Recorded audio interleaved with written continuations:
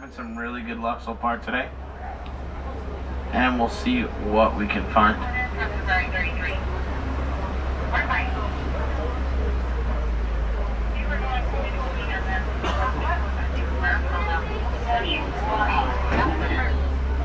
Looks like we've been cleared. Let's head down into the little Turi Forest. The animals here do have very good camouflage and blend in extremely well, so we're going to have to keep our eyes out and see what we can find.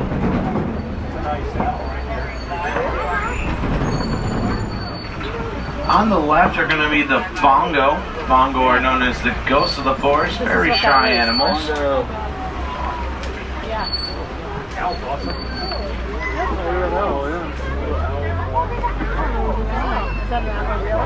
Yeah. Yeah, bongo.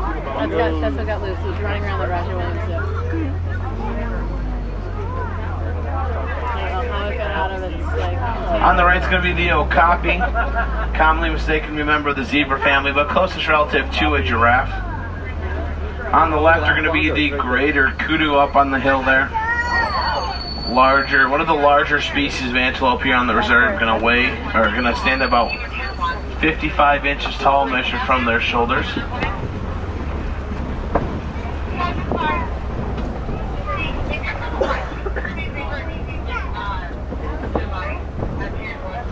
Let's see what else we can find out here.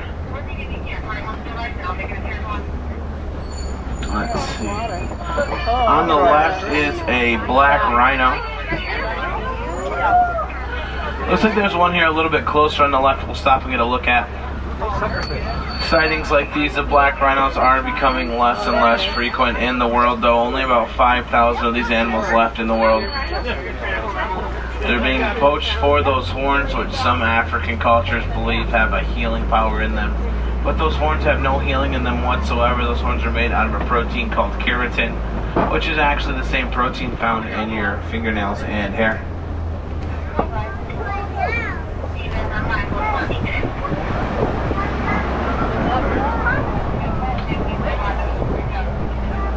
We're going to keep moving here and we'll see what else we can find. Not seeing a lot of it. Oh, there's a saddle-billed stork actually on the left there. Right down the middle of the path facing backwards. That bird's going to stand about 5 feet tall. Has a wingspan around 9 feet wide. They communicate with each other by rattling their bills together, making a series of noises.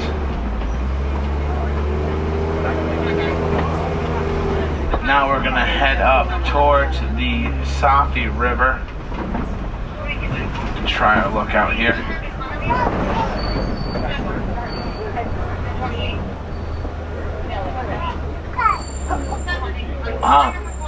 On the right there are those hippos we were talking about.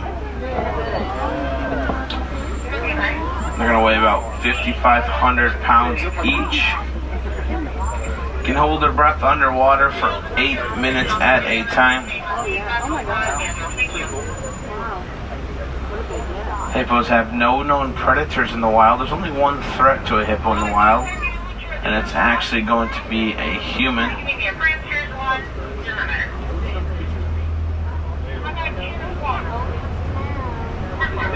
On the left, we found a bloat, which is a group of hippos.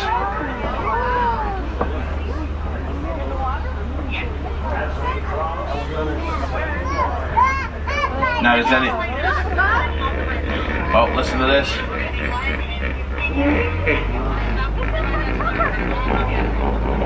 Listen to this, listen to this. This is really cool. This is what's called a wheeze honk. It's a noise that the hippos make. That's really cool that we were actually able to hear that. That doesn't happen very often here. You hear that wheezing noise, and usually it'll be followed by some sort of honking noise. Walking under the water there, we've also found another hippo here on the left. We also saw on the middle island the pink-backed pelicans. They're one of the smaller species of pelicans in the world, but their wingspan's still very impressive. Comes in about 7.5 to 9 feet wide.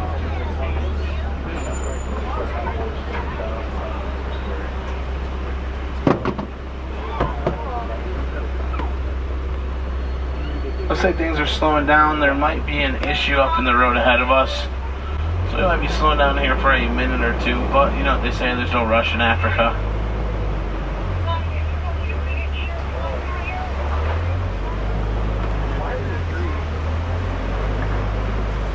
Let's see what we can find though. Ooh, on the left is a Nile crocodile. Down there. Very, very big. 16 to 20 feet long are these crocodiles. They're going to weigh upwards of 500 pounds each. Crocodiles have a very powerful bite. They snap down with a force of about 2,000 pounds per square inch. Crocodiles can hold their breath underwater as well for 2 hours at a time.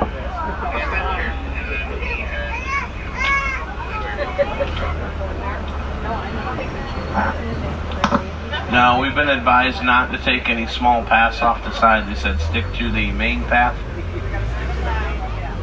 Some of these bushes through here do have very sharp barbs on them and can stick out and poke you, so we gotta make sure we got enough room here. Seems like things are slowing down quite a bit here. Possibly an animal up in the road ahead of us, if I had to guess. Possibly a giraffe, maybe a zebra. We might have a little bit of a traffic jam though, so we'll see what happens. Now there's actually something really cool happening out here on the grasslands today. We aren't actually able to stop out on the grasslands at all once we get there. But that's due to something really cool actually that happened here on January 21st. If anyone follows the news here, there's actually a baby zebra born here on January 21st. Yeah, it's only about 2 weeks old now at this point, and actually out here on the reserve already with mom. So that's why we're not able to stop here through the grasslands on the reserve today. It's because that very, very young zebra we might be able to see them, you never know. But on the right, we're going to see what's called a baobab tree. These are known as the upside down tree. When you look at them, it looks like their roots are growing straight up from the ground. They're going to be leafless like this about 9 months of the year. Here we go, coming down into the Serengeti grasslands. We're going to have to keep our eyes out all around for all sorts of animals. This is like a super highway. Animals usually get from one side of the reserve to the other. I see one zebra already down here on the right. I also found some giraffes all the way over on the side hill by that tree over there. It looks like facing backwards from us.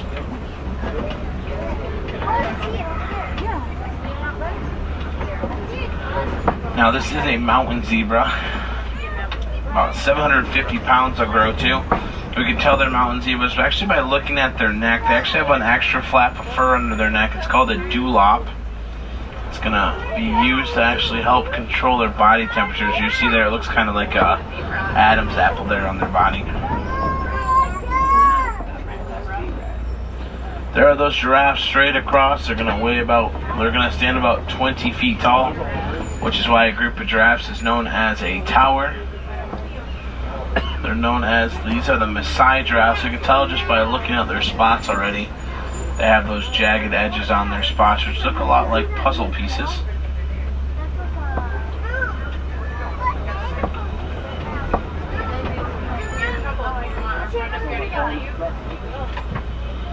Let's see here, we'll keep on the move here. I do see some more zebras over there in the corner, so a group of zebras is known as a dazzle.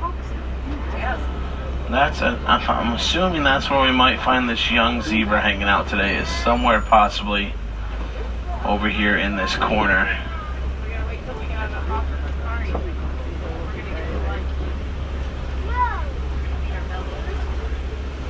Let's see what else we can find out here. Keep an eye on the left. Let me see if you see any activity here on the left. This is what's called a living wall. It has that chain link fence with those hedges or bushes in front of it. Helps keep our wardens safe. Anyone seen any activity in here? I'll stick behind this rock. I think it's very close here, right here, very close. Looks like the African painted dogs are what I saw. Just relaxing out here in the sun. They're the most successful hunters on the savannah are the African painted dogs. About a 95% success rate on all their hunts. On the left are the sable antelope over here, the dark brown antelope with the big horns. Those horns are going to be 4 feet long. Here is that young zebra as well here on the left. Make sure you have those cameras ready to see mom here to protect. But right there, born actually January 21. Good job, Mama.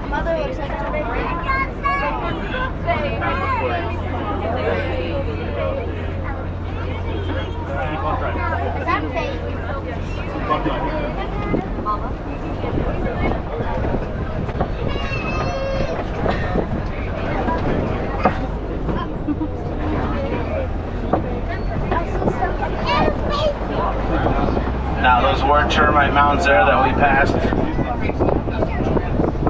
Termite mounds are made of 3 key ingredients: dirt, dung, and saliva.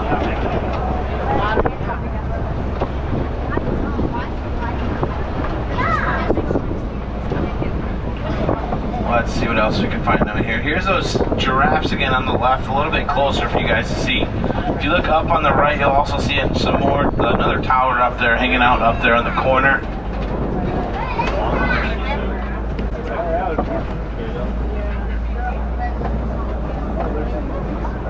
There is these giraffes right here.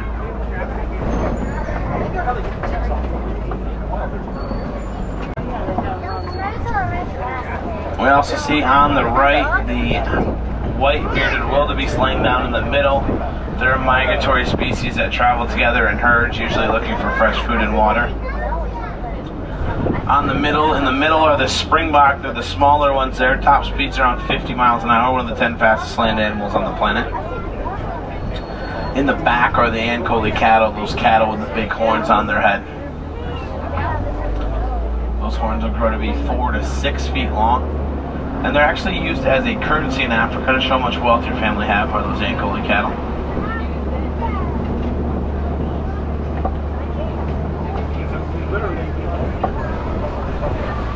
Let's keep on the move. We're having some really good luck here so far. And some more springbok back there in the corner as well. And we'll see if this luck will continue over here into the forest area here.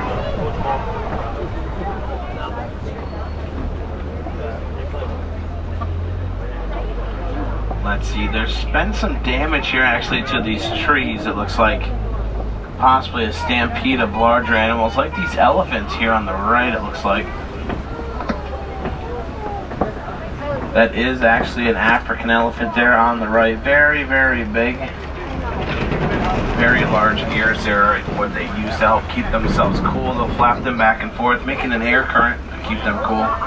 Ooh, on the left here at Monkey Point, we've also found the mandrill monkeys, the largest species of monkeys in Africa. They're going to grow to be about 100 pounds each, have those bright colored faces and about a 3-inch tail. Now I know that elephant is a little bit away there, but just an idea of how big how tall that elephant actually is. If you were to take 2 of your refrigerators at home that you have at your house, stack them on top of each other, it's about how big that elephant is.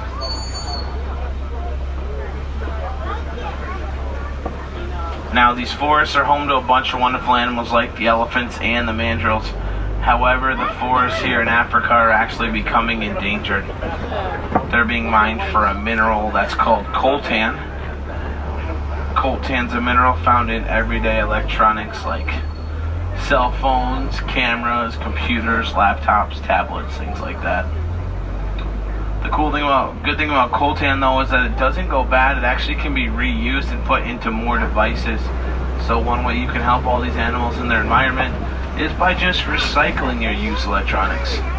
You can take them either to a local electronics store or to a department store, or simply put them in the recycling bin at your house. that will help to make sure that coltan does get recycled, put out into more devices. And it's going to help cut down and hopefully stop the destructive mining of it here in the habitats of the elephants and the mandrills.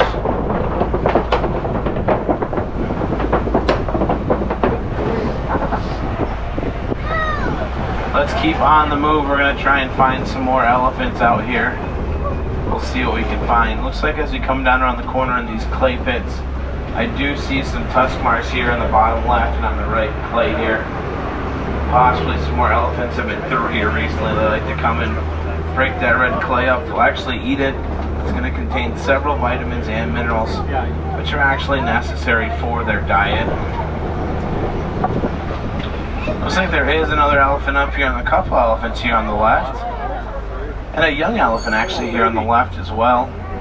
Can you get that? Right here in the middle there's that young elephant. We'll see if we can get another view around the side here.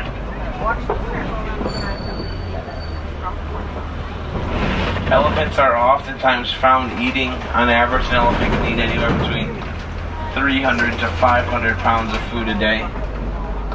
Once we get up here in the middle, we should be able to overlook this burlap here and see those elephants back here on the left. Right back there.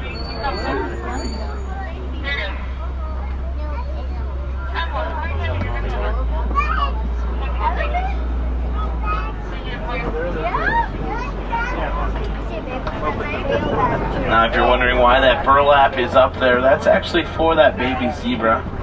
There's those Ankoli cattle again up there hanging out in the hills. The burlap actually is used to help the baby zebra have an idea of how far they can go before they were to run into any elephants. So it'll be up here for a couple more weeks just to make sure that that zebra is comfortable out here on the reserve. We've also found here on the left a flamboyance. A flamboyance is a group of flamingos. These are the greater flamingos. They're actually the tallest flamingos in the world. They stand about 5 feet tall. Looks like they all might be taking a nap right now though.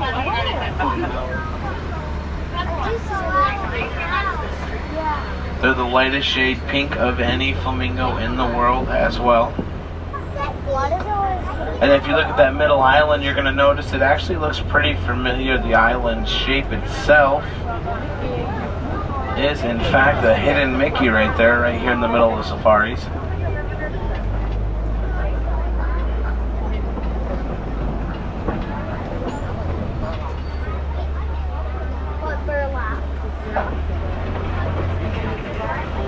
Let's keep going here into the east side of the reserve. I see some bondsbuck a little bit further up here on the path.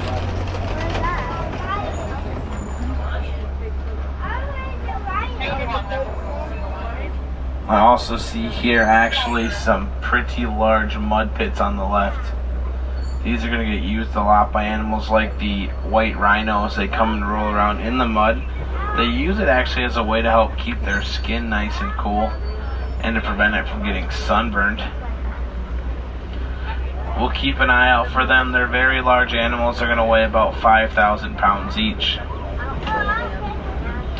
Their top speeds are about 35 miles an hour.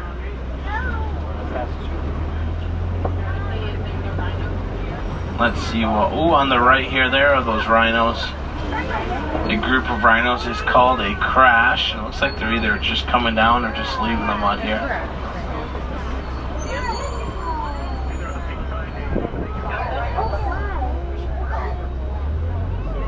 You'll notice their ears actually are going to move independently of each other. They're going to use those ears to help them see. They have very poor eyesight, can only see about 10 feet in front of their face. And those ears moving back and forth are going to help them hear very well so they can help find out what's going on around them.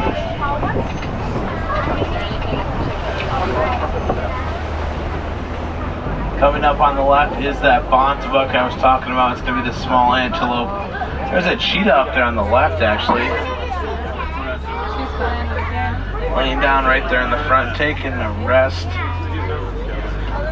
Fastest land animal on the planet are the cheetahs, 0 to 60 in about 3 seconds. These are the Bontobuck here. They have that purple color in their fur if you look right in the middle as well.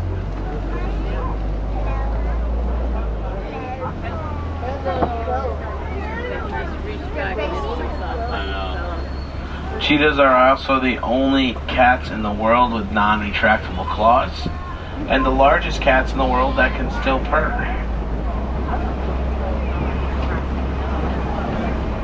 Now we're heading up towards the Covey here, which is a large gathering of rocks that overlooks the grasslands. We're gonna have to keep our eyes out and see what we might be able to find up here on the Covey. Sometimes it gets used as a gathering place for animals, a social spot for them to come and hang out, look and see what's going on. Maybe they're the predators up there looking to see if they can get a good view of any prey out here on the reserve. Or maybe they're a lion up there taking a nap. You can see the top of that male lion's mane right there. We're going to see if we can sneak around the front here and get another view of him. Lions are mostly active under the cover of darkness. Their night vision is actually about 6 times greater than their day vision. There he is up there on the top. Looks like there's a female to the right of him who's laying down there too, taking a rest. Lions' roars are heard about 5 miles across the grasslands.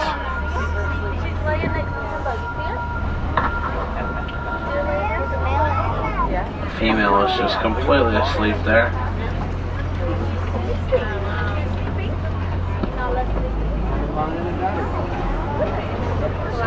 Looks like there's another female right here close to us asleep as well, upside down there. Just enjoying the nice weather today. The females are going to be the hunters for the pride. They're going to go out and find all the food they can, while the males are going to stay behind to protect the elderly and the cubs. They have one of the lowest success rate though on any other hunts, only about 20 to 25%. That's a warthog right here. A couple warthogs. You can see one sticking up right there above that log. The largest burrowing animals in the world are the warthogs. They have those razor sharp tusks on the front of their face they'll actually use to help defend themselves, prevent them from being attacked.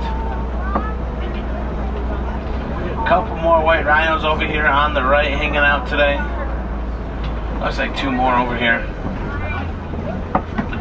We also have found on the middle there some ostrich eggs. Those ostrich eggs weigh about 3 pounds each and have a very hard outer shell in them. Hard enough, in fact, the human could stand on those eggs and they actually wouldn't even crack. If you were to break those eggs open though, they are the equivalent inside of about 2 dozen chicken eggs. And it takes about 45 days for those eggs to hatch.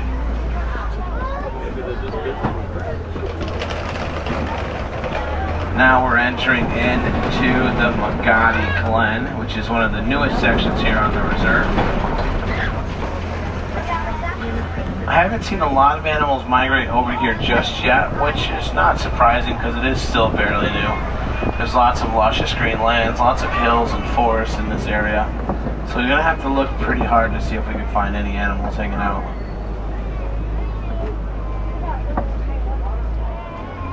Looks like down on the right down there is the scimitar horned oryx all the way down the path on the far right in the forest there.